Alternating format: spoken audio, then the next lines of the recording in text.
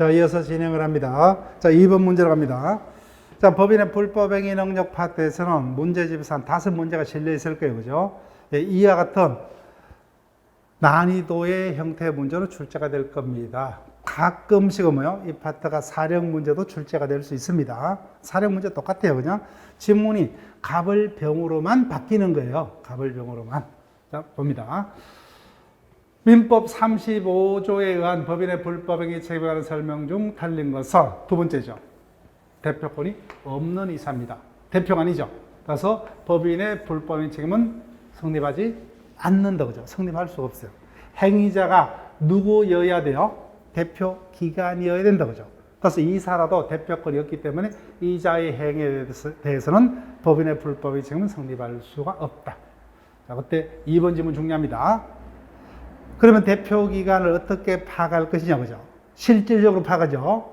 따라서 명칭이 이사이냐, 이사로 등기가 되어 있느냐, 따지지 않죠, 그죠? 따지지 않습니다. 그래서 대표자로 등기되지 않았으나 법인은 뭐요? 실질적으로 운영하면서 사실상 법인을 대표한 자의 직무 행위에 대해서도 법인의 불법행위 책임이 성립할 수 있다죠, 있다. 자, 그다음 3번 대표기관의 직무행위를 어떻게 파악할 것이냐. 외형적으로 파악하죠. 그죠? 외형적으로. 따라서 대표자 개인의 이익을 도모하기 위한 것이었더라도, 그죠? 즉, 한마디로 대표권 남용 행위였더라도 뭐요? 였더라도 외형상 객관적으로 법인의 대표자의 직무행위라고 인정될 수 있다면 법인의 불법행위가 성립한다죠. 또한 외형상 대표자의 직무행위로만 인정할 수 있다면 그 행위가 법령의 규정에 위배되었더라도 뭐요? 법인의 불법행위가 성립할 수 있다. 다만 이와 같은 경우에 피해자가 이미 뭐요? 이와 같은 경우에 해당을 알았거나 몰랐더라도 중대한 과실로 모르는 경우라면 그때는 법인의 불법행위는 성립할 수 없다. 그죠? 없다. 자, 그다음 정답은 4번입니다. 대표기관에 고의적인 불법행위가 있었다면 피해자에게 그 불법행위 내지 손해발생에 가시 있었더라도 가실상계는 허용하지 않는다. 감정에다가 호소한다. 그죠? 즉 법인의 불법행위가 성립했습니다. 그에 따라서 피해자에게 손해가 생겼죠. 그렇지만 피해자에게 발생한 손해에 대해서 피해자에게도 잘못이 있다. 그죠? 그때는 반드시 그 손해액을 정함에 있어서 피해자의 가실을 참작해야 되죠. 가실상계하여야 한다. 즉 피해자에게 뭐야? 가실이 있다면 무조건 가실상계해야 돼요. 가실상계됩니다. 그런데 이 같은 가실상계제도는 어디에만요? 채무불이행 책임과 불법행위 책임에만 적용되는 제도죠. 나머지 해제 등의 경우는 가실상계제도 없습니다. 해제 파트에서 그 짐을 뜰 수가 있죠. 그죠? 그때 분명히 문제집에 그 지문이 있어요. 가실상계제도는 어디에만요? 채무자의 채무 불이행으로 생긴 채권자에게 생긴 손해액을 정한 경우 또는 뭐요? 가해자의 위법행위로 피해자에게 생긴 불법행위 책임의 범위를 정함에 있어서 채권자에게도 뭐요? 잘못이 있고 피해자에게도 잘못이 있는 경우 구체적 손해액을 정하면서 채권자 내지 피해자의 잘못을 반드시 참조해야 되는 제도로 뭐요? 가실상계제도로 한다. 그죠? 그래서 가실상계제도는 그와 같은 경우에만. 따라서 우리가 떠올려 볼게요. 표현 대리의 경우에 가실상계제도 있다 없다? 없어요. 그죠? 예, 가실상계제도는 없다. 그래서 정답은 4번이고 5번. 법인이 피해자에게 손해를 배상하면 법인은 그 직무를 수행한 대표기관에게 성간주의 의무 위반을 근거로 구상할 수 있다. 근거는 필요 없어요. 결론. 구상할 수 있다. 여기까지만. 그죠? 가운데는 절대 안 속이니까. 그래서 정답 4번입니다. 이런 식으로 보죠. 감정의 호소에서 우리를 현혹시킬 수 있죠. 그러니까 뭐야? 결론을 정확히 기억하시면 돼요. 그죠? 무조건 피해자에게도 잘못이 있다면 가실상계 해야만 한다. 그죠? 해야만 한다. 자, 3번 질문으로 갑니다.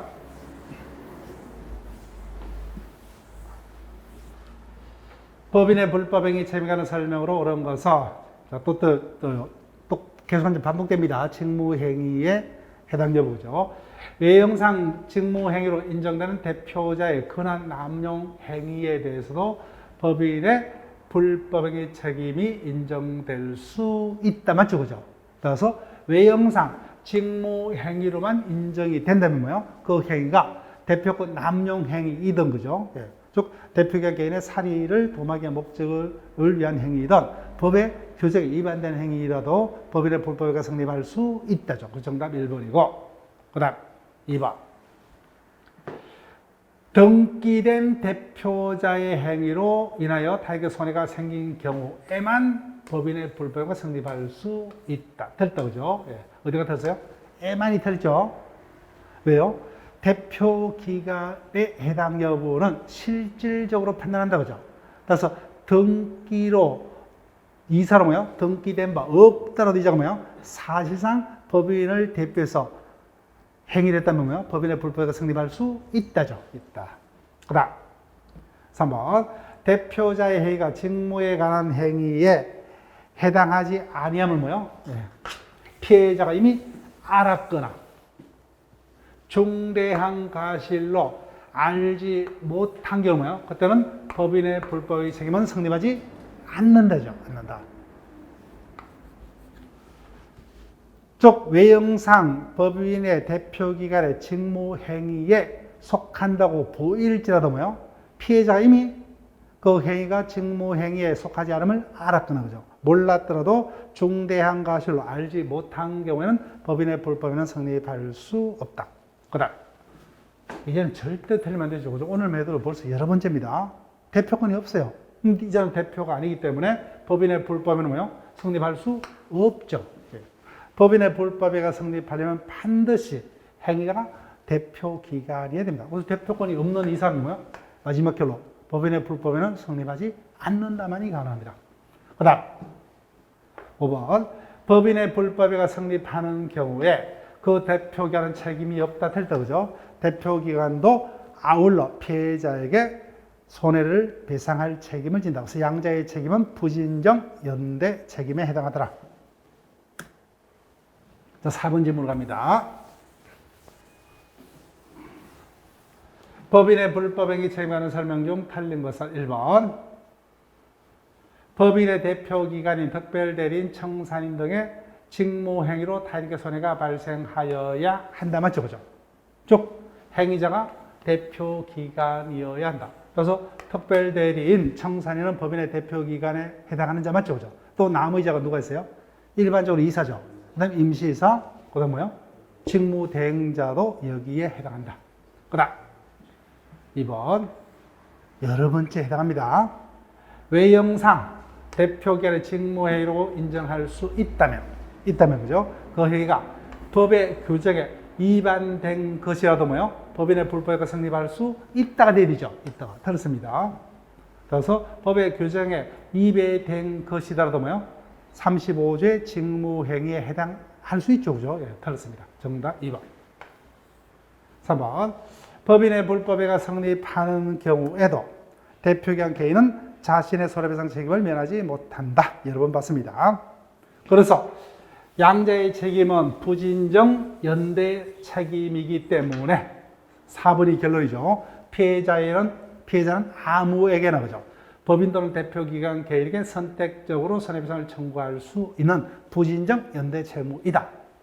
그 다음 5번 벌써 두 번째죠. 우선 법인이 피해자에게 배상한 경우는 대표기관 개인에게 구상할 수 있다. 그죠? 있다. 자, 마지막 문제로 갑니다. 그래서 이와 같이 뭐요? 사령 문제도 출제할 수가 있다. 5번 사단법인 갑의 대표자을. 자, 그러면 항상 법인의 불법행위 책임을 묻는다면 여러분들은 누구를 주인공으로 삼고서 문제를 해결할 필요가 있다? 이자예요. 이자를 체크하시고. 자, 우리가 대리라면 누가 주인공이에요? 대리죠. 그죠? 대리인. 예. 법인의 불법행위 책임이 성립하려면 그 행위자가 대표여야 되기 때문에 하여튼 대표를 체크를 해 두시고 그 사단법인 갑의 대표자리 그 직무에 관한 불법행위로 상대방에게 손해를 가하였다. 법인 갑의 불법행위 능력에 관한 설명 중 틀린 것은 그것은 뭐예요? 문제를 읽다가 뭐요? 갑이 누구더라, 을이 누구더라, 병이 누구더라 하면 안 돼요. 예. 지문에서 정확하게, 그죠? 그래서 익숙하게끔 이렇게 아예 뭐요? 그림을 그려놓고 하든지, 그죠? 근데 머릿속에 이렇게 그림을 그리죠. 시험지에다가 이렇게 그림을 그릴 시간이 없죠, 그죠? 그래서 머릿속에다가 항상 을이 대표였다, 그죠? 예, 이런 식으로. 자, 갑니다. 1번. 법인갑의 불법에가 성립하여. 법인갑이 뭐요? 피해자에게 손해를 배상하면은 법인갑은 대표기관 을에게 구상할 수 있다, 맞죠, 그죠? 우리가 앞서 봤던 지문을 갑을 병으로만 이렇게 바꾼 거예요. 따라서 법인이 피해자에게 배상한 경우는 뭐요? 대표자 개인에게 구상할 수 있다고 하죠. 그 지문을 대표가 누구인지, 그죠? 법인이 누구인지, 이 갑을 병으로만 바꾼 지문에 불과합니다.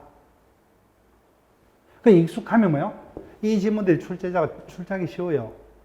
그냥 지문하면 지문이 길어져야 돼요. 근데 갑하면 뭐요? 법인이고, 한마디로 법인이요. 두 자가 뭐요? 한 자로 줄어들어요. 그 다음에 뭐요? 을. 대표기관인데, 그죠? 을. 네 자가 을 하나로 줄어들죠. 이런 식으로 지문을 짧게 하는 어떤 그런 필요성에서 이렇게 하는데, 우리는 오히려 뭐야? 갑을병이 자꾸 순서가 바뀌는 거죠. 읽다가 누가 갑인지, 누가 을인지, 누가 병인지. 사전에 그 부분을 우리가 머릿속에다 정리를 하고 풀어야 됩니다. 그 다음, 두 번째. 대표기관에 해당 여부입니다. 이자가 명칭 이사냐, 그죠? 그 다음에 등기부에 이사로 등기가 되어 있느냐. 이것도 형식적으로 따지는 게 아니죠, 그죠? 그래서 을이 법인을 실질적으로 운영하면서 사실상 법인을 대표해서 사무를 집행했다면 이자가 뭐야? 법인 대표죠. 집행했더라도 대표자로 등기가 되어지 않다면 35조에서는 대표자에 해당하지 않는다. 틀죠, 그죠? 예. 따라서 명칭이 이사인지, 그죠? 그 다음 이사로 등기가 되는지 따지지 않죠, 그죠? 사실상 법인을 대표해서 법인의 사무를 집행했다면 법인의 불법행위가 성립할 수 있죠, 그죠? 즉 35조의 대표기관에 해당한답니다. 예, 틀렸어요. 그래서 정답은 2번. 3번 갑니다. 3번 질문 중요해요. 법인갑의 불법행위 책임은 그거 뭐요? 대표기관 을의 선임감독에 관한 주의를 다했으므로 면책되지 않는다, 그죠? 즉 무조건 책임을 져야 돼요. 무과실 책임. 따라서 대표기관 을에 대한 선임감독에 관한 고의가실 없음을 입증을 하더라도 뭐요? 그 책임을 면할 수 없다죠. 예, 반드시 책임져야 돼요. 그 다음 4번. 대표기관 을의 행위가 외형상 대표자의 직무행위로 인정이 된다면 그것이 뭐요? 대표기관 개인 을의 이익을 도모하기 위한 대표권 남용 행위였던 또는 뭐요? 법의 규정에 위반되는 행위였더라도 뭐요? 직무에 관한 행위에 해당한다죠, 그죠? 외형상으로 판단합니다. 그 다음 을이 청산인도 대표기관의 하나의 종류죠. 청산인 경우도 갑법인의 불법의 책임이 성립할 수 있다. 즉 이와 같이 사령 문제도 출제가 될 수 있다.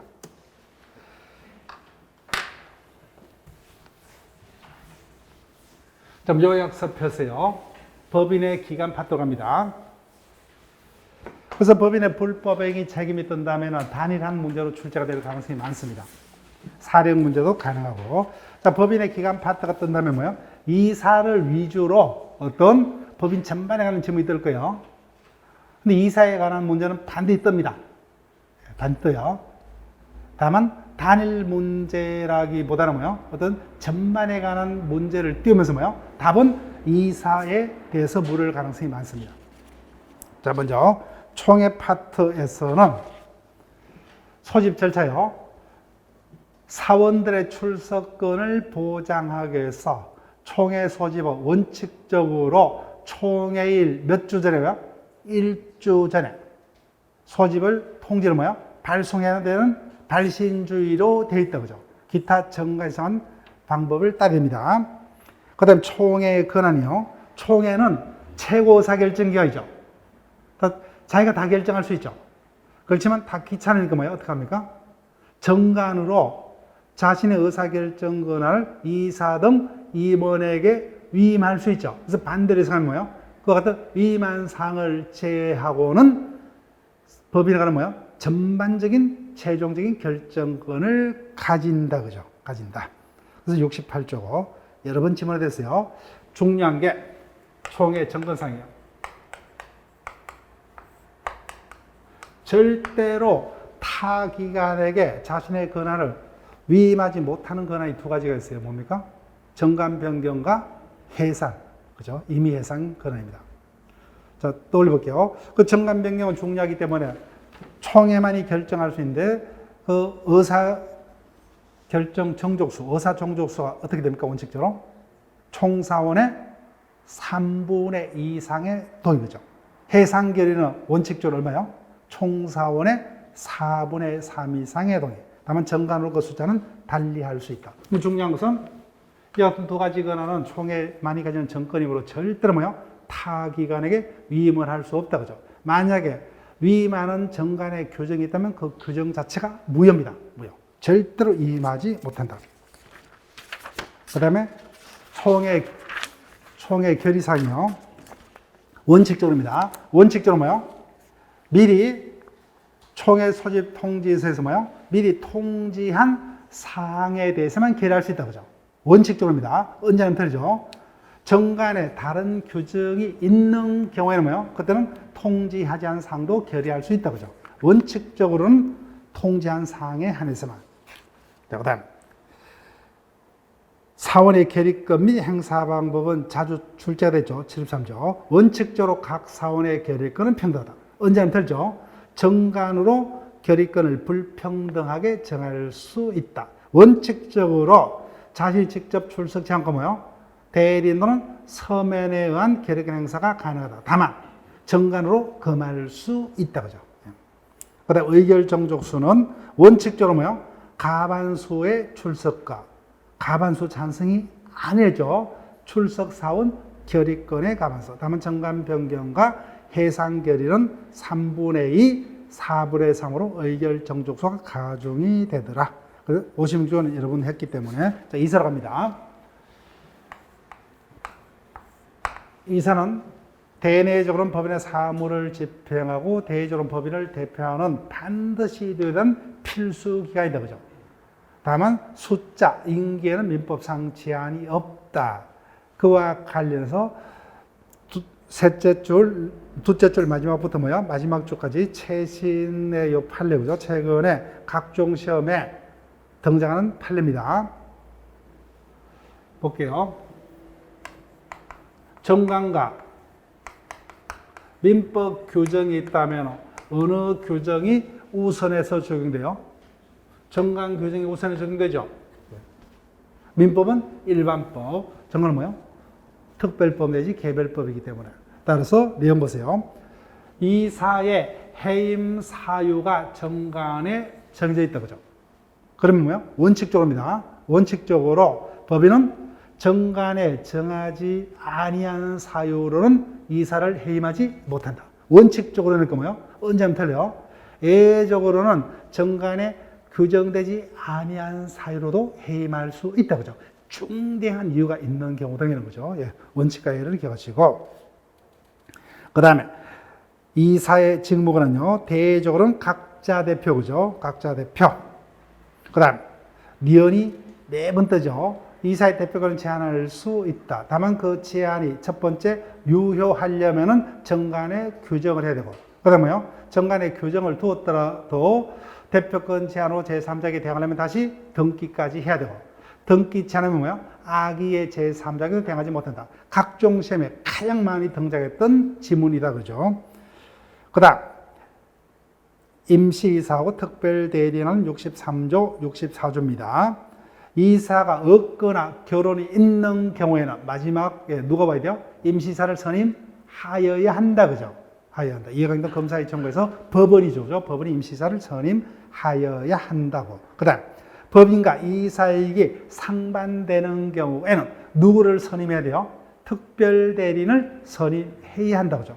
누가요? 법원이. 그죠? 이해가 있는 검사의 청구에 의해서. 그 다음 62조 이사는 총회 또는 정관으로 금하지 아니한 사항에는 특정한 행위만을 인하여금 대리케 할 수 있죠. 그래서 포괄적인 대리는 허용될 수 없다. 그 다음 대내적 사무집행 뭐요? 원칙적으로 정관의 다른 규정이 없으면 이사의 가반수로. 예. 그 다음 임시적 대표, 이사가 없거나 결혼이 있는 경우죠. 예. 그때는 임시사를 선임하여야 한다고. 그 다음 마지막에 직무대행자입니다. 직무대행자의 권한의 범위는 뭐예요? 원칙적으로 통상사무에 속하는 행위까지만 그죠. 근데 예외적으로 가처분 명령에 다른 정함이 있거나 법원의 허가가 있는 경우는 그 범위를 벗어나는 행위를 할 수가 있다 그죠. 근데 그런 경우에 해당되지 아니함에도 불구하고 통상사무를 벗어나는 행위를 했더라도 뭐예요? 법인은 제3자에게 책임을 져야 된다. 이때 모든 제3자가 아니라 뭐예요? 선의의 제3자에게 그죠. 법의 기관 파트에서는 이와 같은 어떤 논점 위주로 쭉 지문화될 겁니다. 자, 문제를 통해서 확인을 합니다. 자, 1번 지문 갈게요.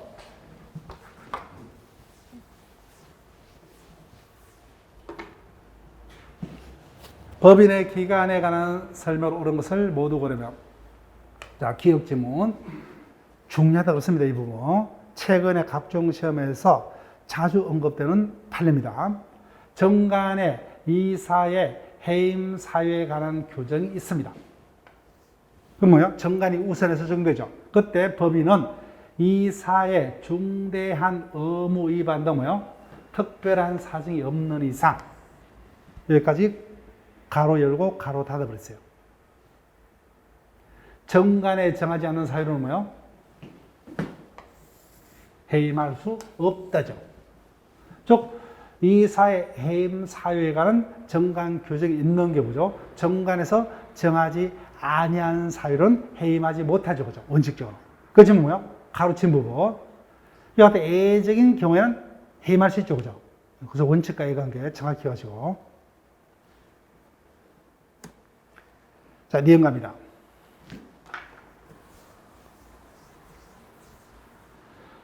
이사와 감사의 성명 주소는 등기사항이다. 자, 이거 어렵습니다. 어디에 들었어요? 감사죠. 이사의 인적사항은 등기해야 됩니다. 왜요? 이사는 대표기관이기 때문에 법인과의 거래 안절에서 이사의 인적사항은 등기하여야만 한다. 등기치 않으면 뭐요? 이사의 선임 해임으로 제3자에게 대항하지 못한다. 그죠? 다 뭐요? 등기는 대항 요건이죠. 어떤 등기만을 정하고 설립 등기만 성립 요건이고 나머지 모든 등기는 뭐예요? 대항 요건입니다. 그래서 등기치 않더라도 효력에는 상관이 없어요. 다만 등기치 않으면 대항을 못할 뿐이죠. 근데 감사는 대표관이죠. 그래서 감사는 인적사항을 등기할 필요가 없죠. 그죠? 등기할 필요가 없다. 자, 그 다음 법인과 이사에게 상반되는 경우 누가요? 특별대리죠. 법원에 의해서 선임된 특별대리는 법인의 대표지만 뭐예요? 대표권의 범위가 당의 사항에 한해서만 맞죠. 그죠? 그 다음 리얼입니다. 이사의 대표권 제한이 정관에 게시된 경우 이를 등기치 않더라도 제일 많이 떴죠. 등기치 않았다면 뭐예요? 악의 제3자에도 대항하지 못한다죠. 못한다. 그래서 조합은 여러분들이 하시고 2번 질문 갑니다. 법인에 관한 설명기록 틀린 것은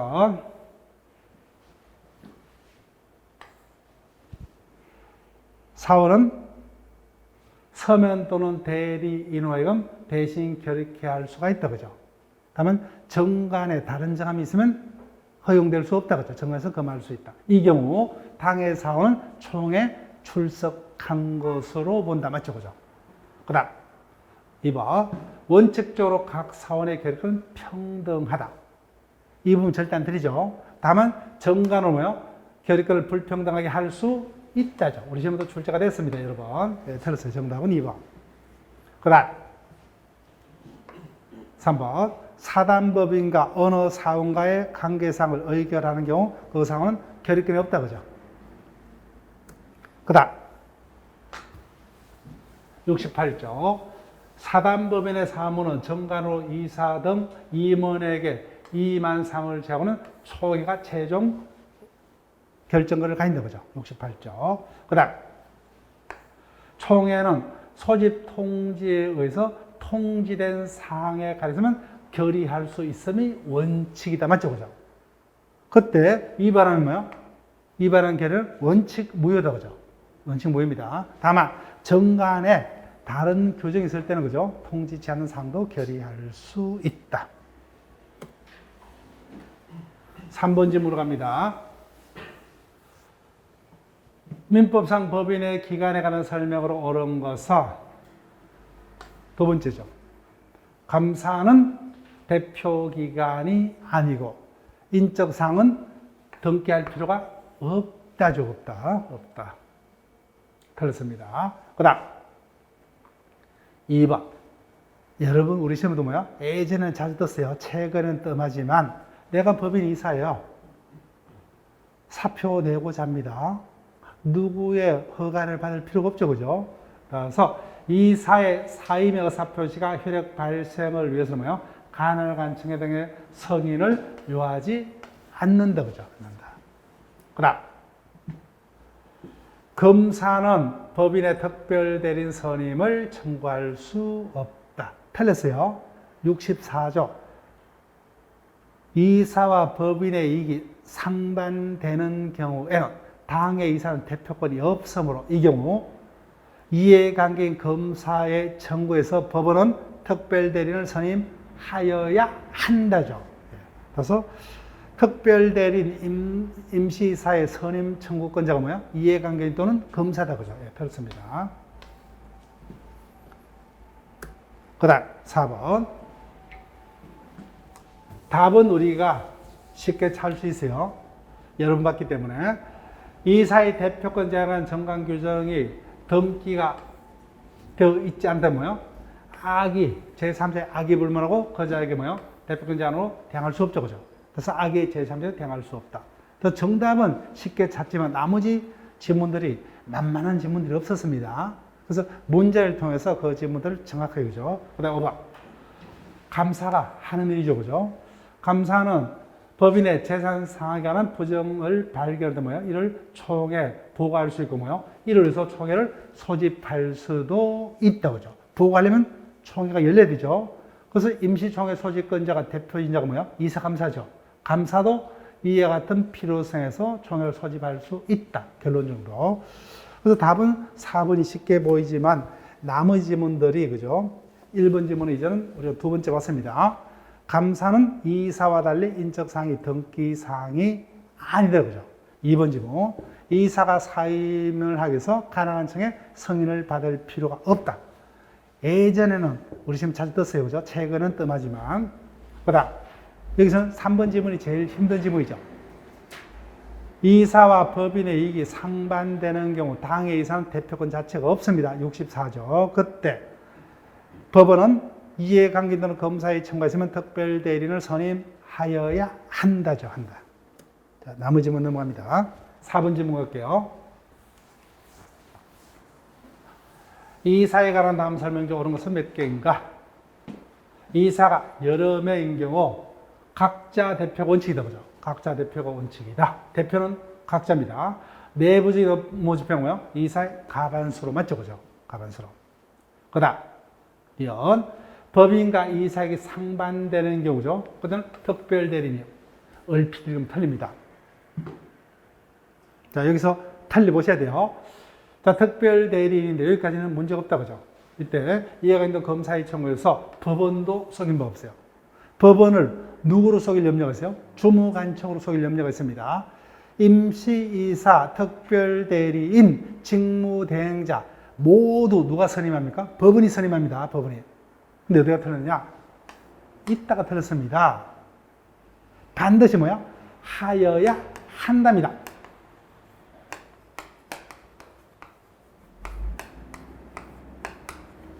요건이 구비돼 무조건 선임해야 돼요. 임시사도 뭐야? 선임하여야 한다고요. 특별대리인도 선임하여야 한답니다. 자, 그 다음 디귿 갑니다. 이사의 대표권 제한은 이 부분 이제는 문제 풀다가 외웠죠. 절대 틀리면 안 돼요. 이를 등기치 아니한 경우 판례하면 뭐요? 상대방 선악 불문하고 대항할 수 없죠. 그죠? 저 악의 제3자에게도 대항할 수 없다. 그 다음 리얼. 이 사안은 특정한 행위에 한해서만 맞죠, 그죠? 특정한 행위에 한해서만 대리로 하여금 대리케 할 수 있다, 그죠? 즉, 포괄적인 대리권 소유는 허용되지 않는다 했죠. 그 다음, 마지막에 대표에 가서 뭐요? 대리에 관한 규정을 준용하죠. 59조야. 따라서 현명주의, 표현대리, 무건대리에 관한 규정이 그대로 다 준용이 됩니다. 그래서 이와 같은 문제가 가장 어렵죠, 그죠? 틀린 게 몇 개인가, 옳은 게 몇 개인가. 근데 이와 같은 형태문, 이런 시험은 우리 시험에서 이런 형태의 문제 안 뜰 거예요. 어떻게 뜹니까? 옳은 것을 모두 고른 것은 그죠? 틀린 것을 모두 고른 것은 이런 식으로 뜰 겁니다. 이런 식으로 뭐야? 몇 개로 묻는다면 가장 어려운 형태가 될 거예요. 정확히 알아야 되기 때문에. 그래서 이 사이는 이런 질문보다 뭐야? 옳은 것은 모두 고르면 그죠? 기억년, 티글리언 이런 식으로 뜰 거예요. 이 부분은 연습을 해서 그죠? 가장 어려운 형태로 옳은 것은 몇 개인가? 그럼 틀린 건 하나밖에 없는 것 같으네요. 그죠? 예, 그런 식으로. 자, 5번 질문으로 갑니다. 그래서 보통 뭐요? 이런 식으로. 옳은 것을 모두 고르시오. 또는 뭐요? 틀린 것을 모두 고르시오. 이런 식으로. 자, 법인에 관한 설명을 옳은 것을 모두 고르면은, 보세요. 법인과 이사익이 상반되면은 항상 누가 떠올려야 돼요? 특별대리인이 떠올려야 되죠. 임시사는 어떤 경우? 이사가 없거나 보죠. 이거 틀리면 안 돼요. 이사가 없거나 결혼이 있는 경우요, 임시사를 선임해야 된다고 하죠. 법인과 이사익이 상반되는 경우요, 특별대리인을 선임해야 한다고 하죠. 들었습니다. 그 다음, 이사가 여러 명인 경우에 정간에 다른 규정이 없으면 뭐요? 사무집행 이사의 가반수로 맞죠, 그죠? 58조. 대표는 뭐요? 각자죠, 그죠? 대표에 관한 대리에 관한 규정을 준용한다. 그 다음, 62조입니다. 이 사안은 정관 또는 총회계로 금하지 않은 상황에 한해서 타 인원에게 특정한 행위, 그죠? 특정한 행위가 속이는 거죠, 그죠? 나머지는 속이지 않습니다. 따라서 뭐요? 자신의 권한을 포괄적으로 대리하는 행위는 허용될 수 없다, 그죠? 조합은 여러분들 하시고, 기억만 틀린 것 같으네요, 그죠? 기억만. 자, 6번 질문으로 갑니다.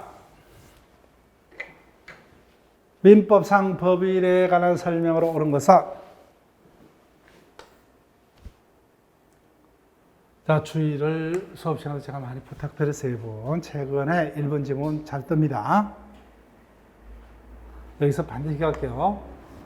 우리 시험에서는 이 부분을 본격적으로 아직까지 답으로 해서 쏘기는 지문은 우리 시험에서는 거의 출제 안 됐어요. 근데 최근에 1번 지문이 각종 시험에 다 등장해요.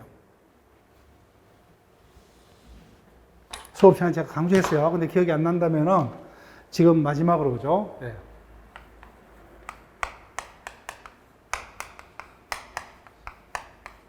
여기 뭐죠? 이사의 임면이죠. 이사의 임면.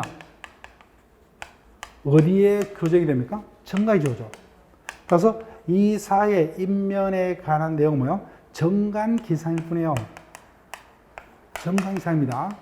정관기상이고 등기사항은 아닙니다. 등기는 어떤 것을 등기합니까? 이사의 주소, 성명이 등기사항이에요. 인적사항이. 임면에 관한 사항은 뭐예요? 정관기상입니다. 이게 뭐예요? 어떤 절차를 통해서 뭐예요? 누구를 이사로 뭐예요? 임명하고 해임할 것이냐. 이건 누구에게만 필요해요? 자기들끼리만 필요하니까 뭐예요? 자치법규에 뭐예요? 정관에만 실으면 돼요. 그런데 이사가 대표 기관이기 때문에 법인과 거래를 하려면 뭐예요? 이사하고 거래해야 되겠죠. 그래서 이사가 누구냐를 그죠? 제3자에 대항하기 위해서 이사 인적사항을 등기하는 거예요. 자, 다시 한번 마지막으로죠. 이사의 임면에 관한 사항은 뭐예요? 정관에 기재하고 등기하여야 한다. 틀립니다. 네, 이런 식으로 쏙이요. 이사의 임면에 관한 사항은 뭐예요? 정관에만 기재하면 돼요. 정관에만. 등기사항은 뭐예요? 이사가 선임됐다면 이사의 인적사항이 등기사항이에요. 틀립니다. 자, 그 다음 2번. 본법도 없죠, 그죠? 그럼 틀렸죠, 그죠? 네. 민법상 이사회라는 지문을 본 적이 없다, 그죠? 틀렸어요. 이사회는 법인의 필수 기관이므로 필수 기관이면 반드시 조문이 있겠죠, 그죠? 네. 필요 없어요. 그래서 틀렸어요. 상법상 주식회사는 원칙적으로 이사회가 필수 기관으로 되었습니다. 그래서 이사회를 중심으로 주식회사가 운영이 돼요. 이사회 길을 통해서. 필요 없어요. 그 다음 3번 법인의 업무에 관한 감독은 법원이, 이거는 우리 시험도 두사체의 순서 속에 있어요. 해상과 청산에 관한 감독은 주무관청. 순서가 뒤바뀌었죠? 순서가 뒤바뀌었습니다.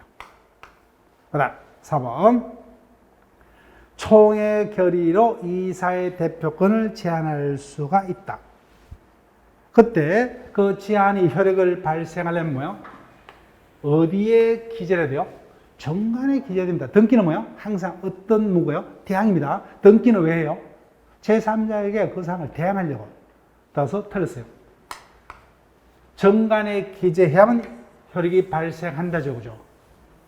등기를 하려면 뭐예요? 등기 제한은 뭐예요? 제3자에게 제한으로 대항하지 못한다. 이런 문구가 와야 됩니다. 예, 틀렸어요. 그 다음 5번 사단법인의 사무는 정관으로 이사 등에게 임한 사항에는 총회 결의에 의하여야 한다. 맞죠? 그죠? 즉 최종 의사결정권이 총회에 있다. 그죠? 예, 5번 질문입니다. 그래서 나머지 질문들이 그죠? 왜 틀렸느냐. 그죠? 그 부분을 정확히 연습을 하셔야 돼요. 특히 1번 질문이 각종 시험에서 잡속입니다. 그 질문을 통과하시고 7번 갑니다. 총회에 관한 설명으로 틀린 것은 총회는 뭐요? 대표권, 업무 집행권이 없죠. 이제는 의사결정 기관에 불과하다. 그죠? 그 다음 각사의 결과는 평등. 정관으로 불평등하게 정할 수 있다. 그죠? 예, 정답은 쉽게 떴습니다. 예. 그 다음 3번 정관에 다른 교정이 없는 한 총사원의 5분의 1 이상이, 자, 요 지분도 기억을 부탁드릴게요. 임시총회 소집권자에는 사원도 포함된다. 그죠? 이때 원칙적으로 5분의 1 이상의 사원이 회의의 목적사항을 제시해서 소집을 청구한 경우, 이상 임시총회를 소집하여야 한다. 자, 질문하는 연기는 안 될지 물어볼게요. 이 경우에 이사가 몇 주 내요? 2주 내다. 그죠? 2주 내 소집을 하지 않으면 이자들 스스로 법원의 허가를 얻어서 소집할 수 있다. 70조 2항 3항 거죠. 4번 총회는 정관에 규정이 있으면, 여기 체크할게요. 정관에 규정이 없으면 뭐예요? 없으면은 소집 통지에 기재된 사항에 대해서만 결의할 수 있죠. 근데 이건 반대로 했어요. 정관에 규정이 있다면, 그죠? 소집 통지서에 기재된 사항 이에 대해서 결의할 수 있다. 그죠? 원칙과 이런 정확히 부탁드릴게요. 이렇게 반대로도 지문화될 수 있다. 자, 그 다음 5번 정관에 다른 규정이 없는 한, 이게 원칙적인 표현이죠. 원칙적으로 정관에 다른 규정이 없는 한 정관 변경에서는 뭐예요? 총사원의 3분의 2 이상. 그죠? 그 정관에 다른 규정이 있다면 그 숫자는 달리할 수 있다. 그죠? 그 4번과 5번 질문 형태, 이런 익숙해져야 돼요. 원칙적으로는 말이죠. 그죠? 즉 정관으로 달리 정할 수 있다는 말이죠. 그죠? 그 정관에 다른 규정이 없는 한, 즉 다른 말로 원칙적으로는 정관 변경은 총사원의 3분의 2 이상이 동의가 된다. 반대로 뭐예요? 외적으로 정관에 규정이 있다면 뭐예요? 그 숫자는 달리할 수 있다. 그죠? 이런 질문이에요. 자, 8번 질문으로 갑니다.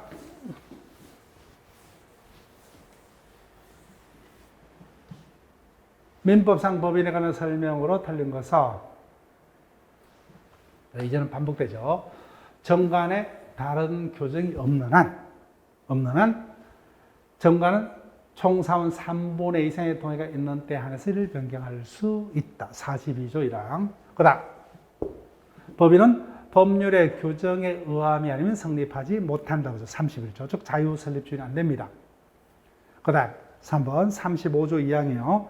법인의 목적 법의 외의 행위로 인해서, 그때는 법인의 불법에는 성립할 수가 없죠. 타인에게 손해를 간다는, 그때는 대표기관 개인의 불법행위입니다. 그때 피해자를 보호하기 위해서 뭐예요? 그 사항 의결에 찬성한 사원 등도 뭐예요? 연대해서 배상 책임을 져야 된다. 그 다음 4번 56조죠. 사단법인의 사후문제는 양도상속할 수 없다. 그죠? 56조. 다음 56조는 이미 규정이기 때문에 정관으로 달리 정할 수 있다죠. 있다. 틀렸습니다. 정답 4번. 그 다음 58조. 오늘 문제집 풀다가 외웠습니다. 그죠? 여러 번 나왔기 때문에 이사가 여러 명인 경우에 정관에 다른 규정이 없는 뭐요? 사무집행은 이사의 가반수로. 그래서 이제는 문제집 지문 가지고 주요 지문을 외워버렸어요. 반복을 통해서 계속 반복적으로 같은 지문이 반복되도록 엮여져 있죠. 그래서 자연스럽게 문제를 풀면서 그 출제되는 지문을 외울 수 있도록 그런 어떤 생각의 문제집이 쭉 엮여져 있습니다. 9번 지문으로 갑니다. 민법상 법인의 기간에 관한 설명 중 옳은 것은, 자, 누구는 빼야 돼요? 감사는 빼야 되죠. 감사는 임의 기간에 해당한다. 자, 그 다음. 그러면 또 연습합니다. 이사가 없거나 하면 가장 먼저요. 마지막 단어를 누굴 찾아야 돼요? 임시이사. 그 다음 뭐야? 하회한다죠. 근데 임시이사가 아니니까 틀렸죠. 그죠? 임시이사를 선임해야 된다. 그럼 전반적으로 다 볼게요. 이사가 없거나 결혼 있는 경우 이로 인해서 손해가 생길 염려가 있는 데는 우리가 임시이사가 아니라 뭐요? 또 중간에 뭐요? 법원인지 주무관청으로 된 적도 확인하셔야 돼요. 누가 선임합니까? 법원이다. 그죠? 법원이 이해가 있는 검사의 청소 임시이사를 선임하여야 한다. 자, 그 다음 3번.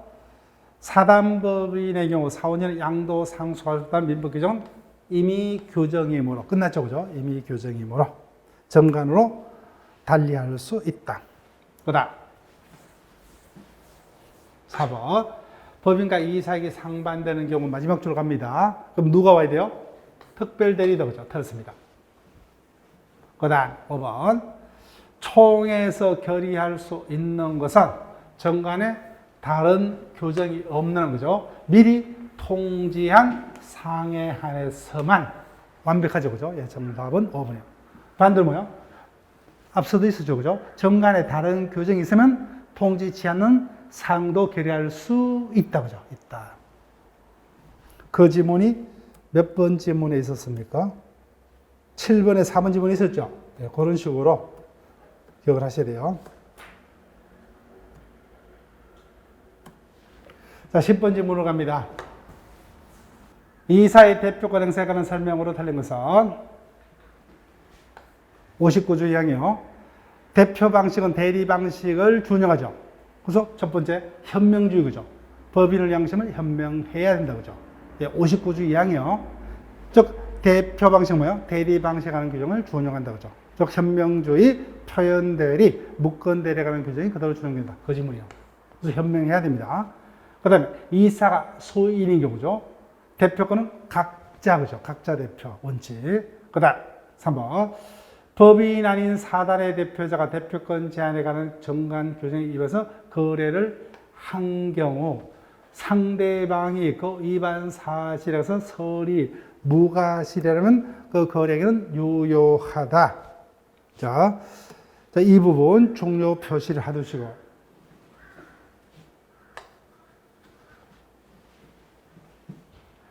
자, 이 부분이 뭐예요?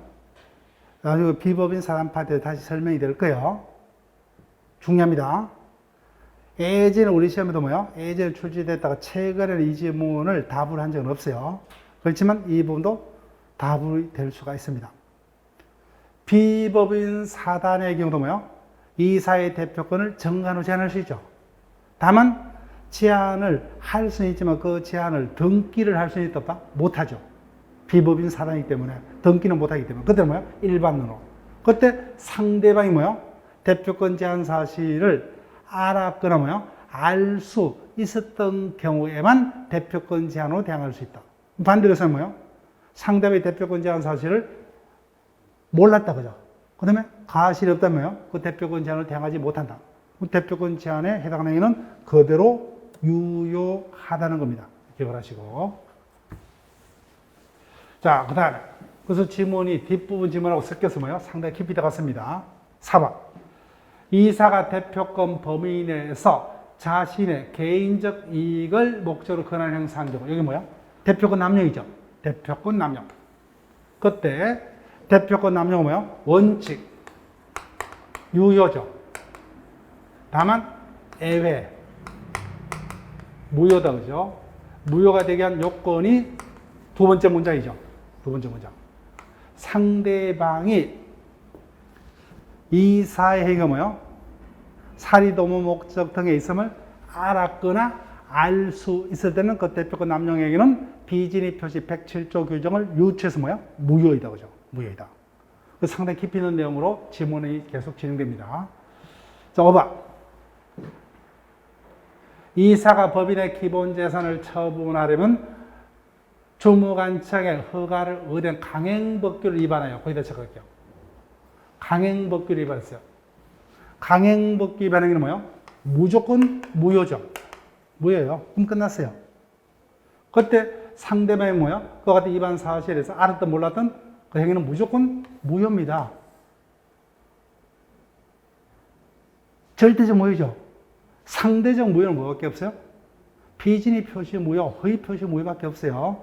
강행법규는 누구나 지켜야 되기 때문에 이와 같은 두 번째 문장은 의미가 없죠. 상대방이 알든 모르든 무조건 그 강행법규에 반하는 무효이다. 자, 그러면 다시 한번 10번 지문은 반드시 한번 체크를 하셔야 돼요. 어려운 내용들로 섞여 있습니다. 대표 방식은 대리 방식을 준용하기 때문에 이사가 뭐예요? 법인을 대표한 행위를 하려면 사전에 법인의 행위임을 현명해야 되죠. 현명해야 된다. 그 다음에 2번 지문은 쉽기 때문에 설명할 필요 없죠. 그죠? 그 다음에 이 지문도 답이 될 수 있어요. 비법인 사단도 정관으로 이사의 대표권을 제한할 수가 있지만 그 제한을 등기할 방법이 없죠. 그때는 상대방의 그 제한 사실을 알았거나 뭐요? 알 수 있었던 경우가 아니면 대표권 제한으로 대응하지 못한다. 그 행위는 그대로 유효입니다. 유효.